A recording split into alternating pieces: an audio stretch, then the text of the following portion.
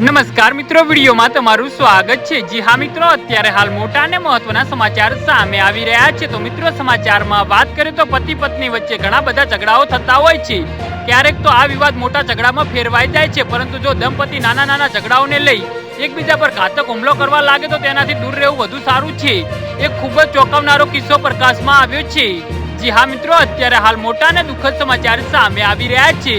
યુક્રેનના એક વ્યક્તિએ તેની પત્નીને પ્રત્યે ક્રૂરતાની તમામ હદો વટાવી દીધી હતી। તેની હરકતો જોઈને કોર્ટે તેને ઓછામાં ઓછી 18 વર્ષની જેલની સજા ફટકારી છે। 36 વર્ષીય યુક્રેન નાગરિક એલેક્ઝાન્ડર એસને તેની પત્ની પર નિર્દયતાથી હુમલો કરવા બદલ દોષી ઠેરવવામાં આવ્યો છે। જી હા મિત્રો, અત્યારે હાલ મોટા સમાચાર સામે આવી રહ્યા છે।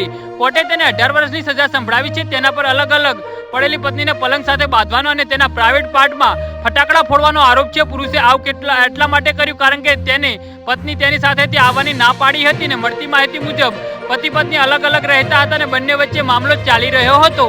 જી હા મિત્રો, અલગ થયા પહેલા બંને મળ્યા હતા અને પતિએ પત્નીને સેક્સ માટે મનાવી હતી, પરંતુ આ પછી જે થયું તેને કોઈએ કલ્પના પણ નહીં કરી હોય। પતિએ શારીરિક સંબંધ બાંધ્યા બાદ પત્નીના પ્રાઇવેટ પાર્ટમાં ફટાકડા ફોડવા અને પછી તેને ફોડવાનો આરોપ લગાવ્યો છે। જી હા મિત્રો, તો આના વિશે તમારું શું કહેવું છે તો નીચે અમારી કોમેન્ટ બોક્સમાં જરૂરથી જણાવજો ને અમારી યુટ્યુબ ચેનલને સબસ્ક્રાઇબ કરવાની ભૂલતા નહીં। ધન્યવાદ।